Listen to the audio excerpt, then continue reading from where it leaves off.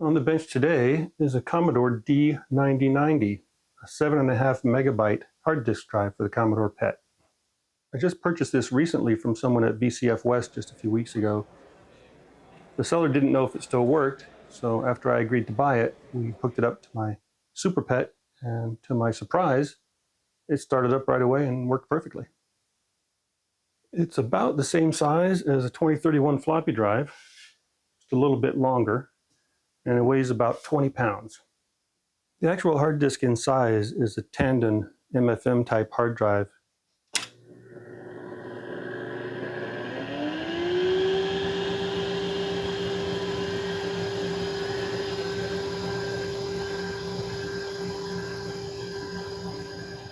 I was a little worried about transporting it without parking the heads first, but there doesn't appear to be any way to tell the drive to park the heads. So I was just extra careful on the way home.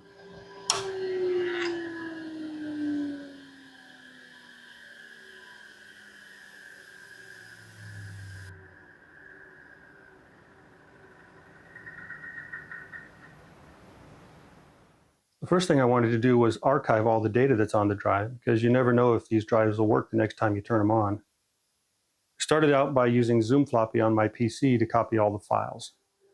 Here I'm using Steve Gray's CBM transfer program. This is a GUI interface for OpenCBM. And we can see here, unknown footprint.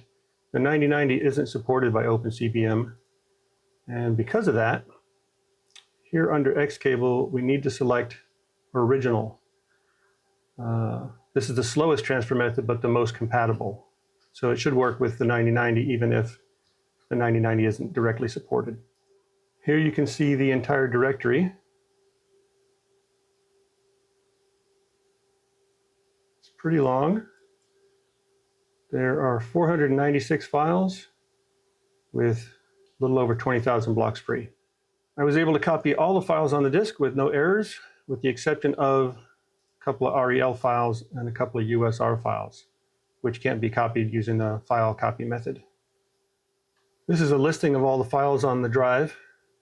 It appears to be mostly Commodore 64 files, and I didn't see anything that looked rare or unusual. I still wanted to try and copy an image of the whole disk, but I couldn't do it with OpenCBM. I found this program, Emutil, written by Bo Zimmerman. It runs on the PET, and it can image virtually any Commodore disk type, except the 9090 and the 9060 are unique. The floppy drives all start on track 1, but the hard drives all start on track 0. So I had to modify the program slightly on line 1020 and 2020 to change the variable T, which is the starting track, from 1 to 0. You specify the source disk and the destination device. In this case, I saved the file to my PET-SD Plus SD card drive. The F option here, format single normal. Single means a single file, rather than breaking up the file into multiple files. And the option normal or compressed. With that modification, the program started on track 0 and copied every track from 0 to 152. So I ended up with a file that was about 7.5 megabytes in size. I just renamed it to D90, and it turns out Vice supports D90 image types for 9060 or 9090 hard drives. So I was able to come into Vice and attach the disk image. D90. Vice shows the directory, attach, and directory on Unit 9.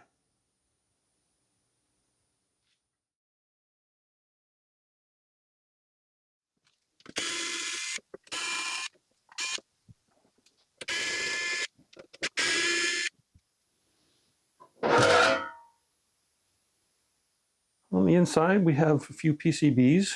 At the very top is the Commodore PCB, IEEE interface, Commodore ROMs, 6502, another 6502, 6522, two 6532s.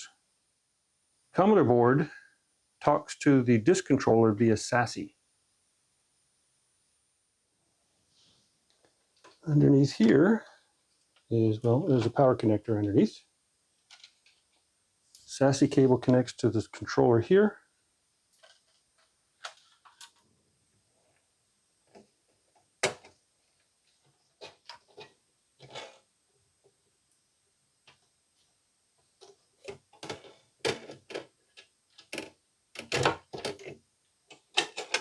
Connect that power connector.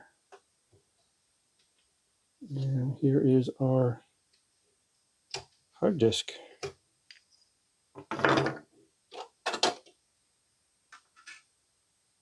The drive is a full height Tandon TM603S.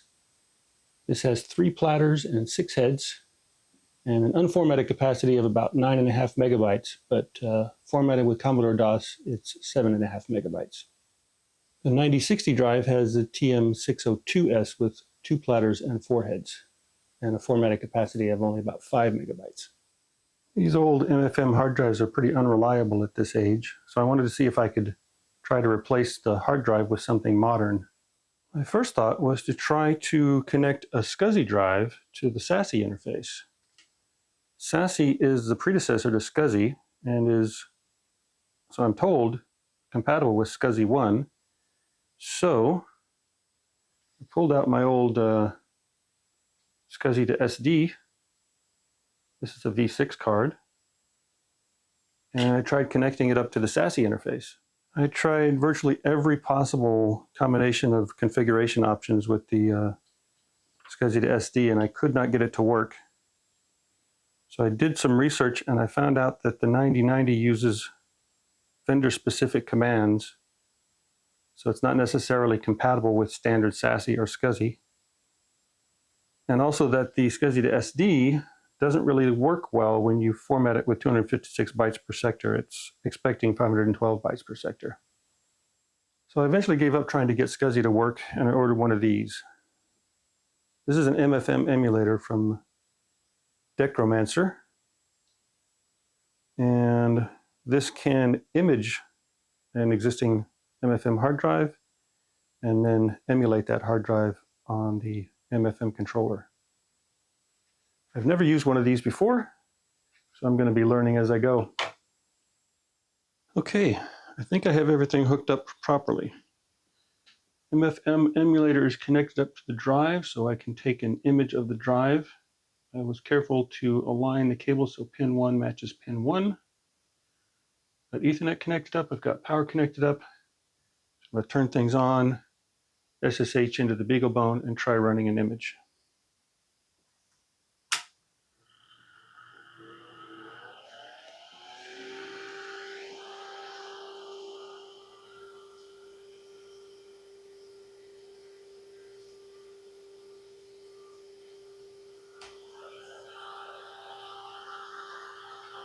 Okay. There is a folder called Media. I think we'll go there. Setup _ MFM _ read.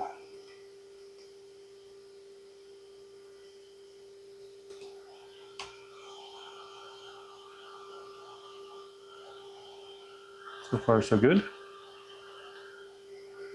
MFM _ read. --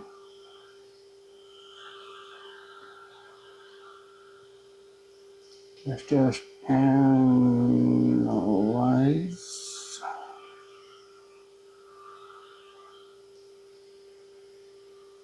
Emulation _ file.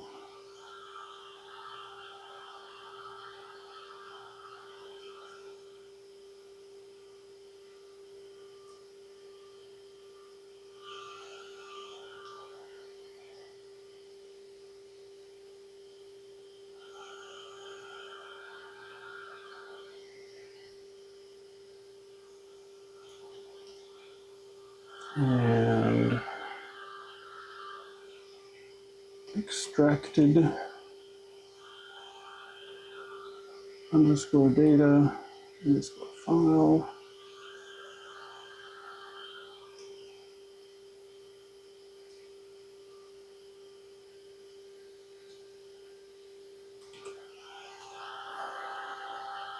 Fingers crossed.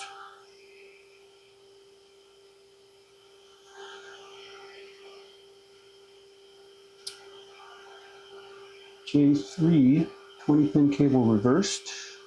Maybe.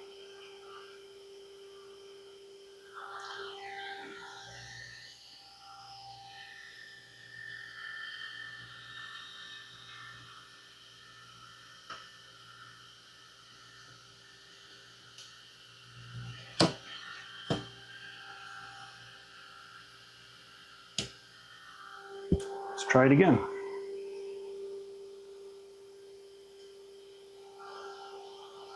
Oh, that's better.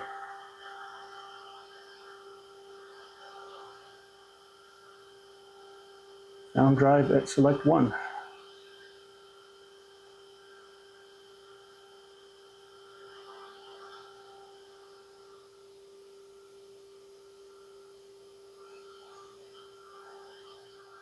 So if I'm right, this should be 32 sectors per track, 256 bytes per sector. I think it's getting correct numbers here.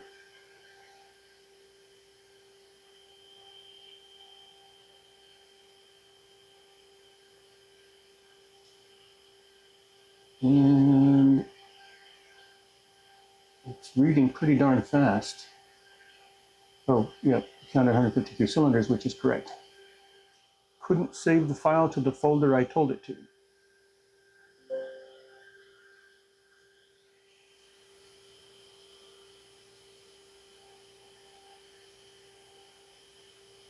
So far, so good. Hopefully you can write out the file in this folder.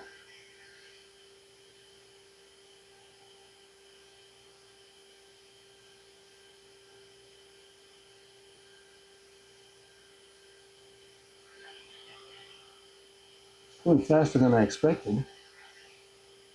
It's already dumping data from cylinder 50, 55, 60.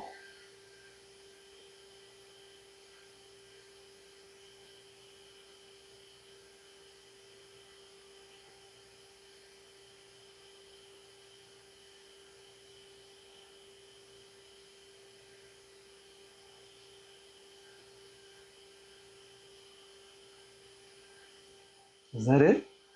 Guess it's done. I am shocked that it could dump all the data that quickly.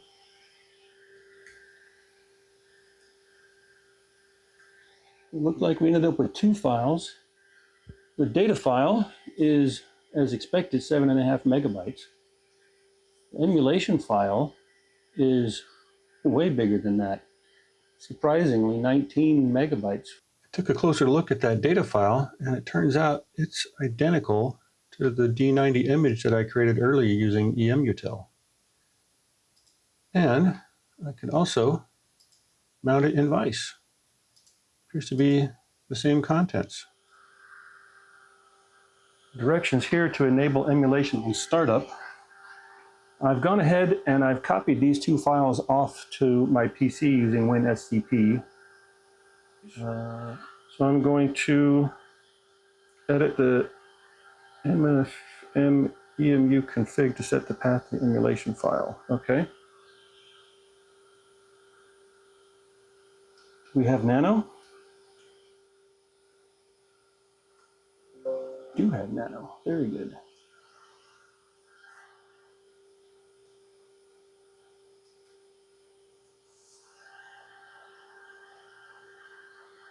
I've enabled the automatic shutdown and power off.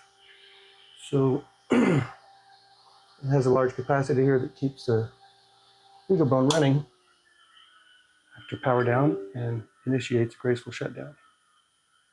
Well, in order to mount this in place of the hard drive, I think I'm going to have to swap out these screws for these standoffs.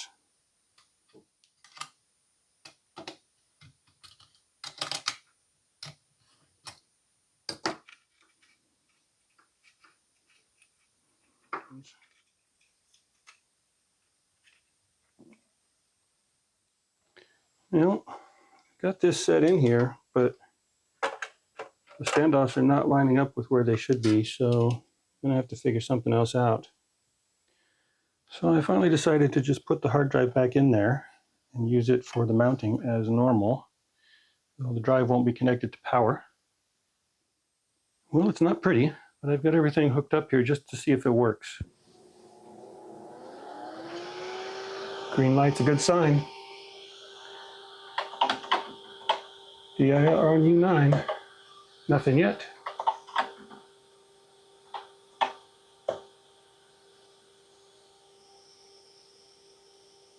How long does it take for the Eagle Bone to finish booting up?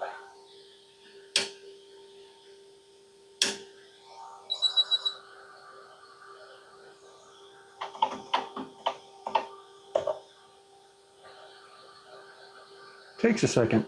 Okay, but I've got a directory. Got an activity light here, green diagnostics.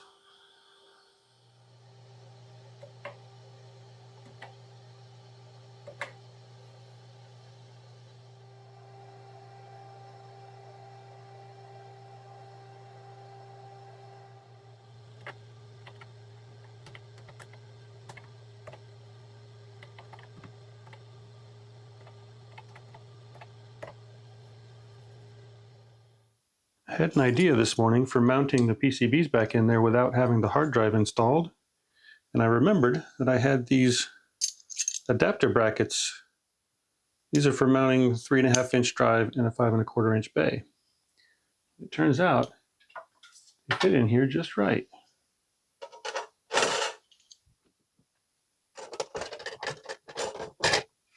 There's plenty of room underneath here for this thing to sit. I just can't mount it to these brackets in any way. So I think I'm just going to set it down on the bottom with some double-sided foam tape. I wanted to be sure all the modifications were non-destructive so they can be reversed. So here's what I came up with. MFM Emulator is stuck down to the bottom using adhesives. Got these brackets in here for mounting the PCBs. The emulator is raised up so the cables will reach. This is going to be tricky because it's not upside down like the disk drive was.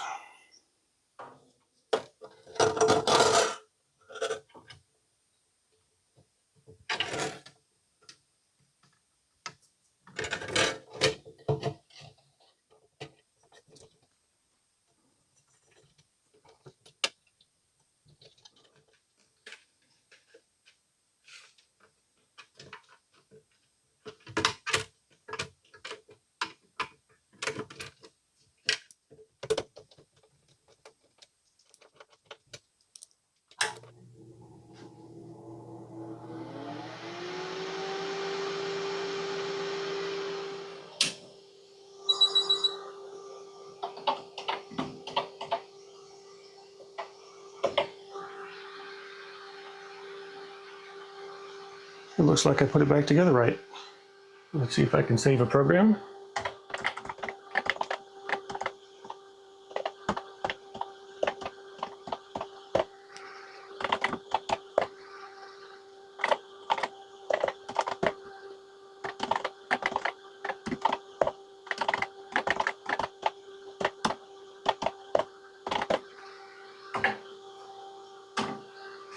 Even with the hard drive removed, it still makes a lot of noise from that cooling fan. Well, I guess that's it for now. That's the D9090 hard drive. Thanks for watching.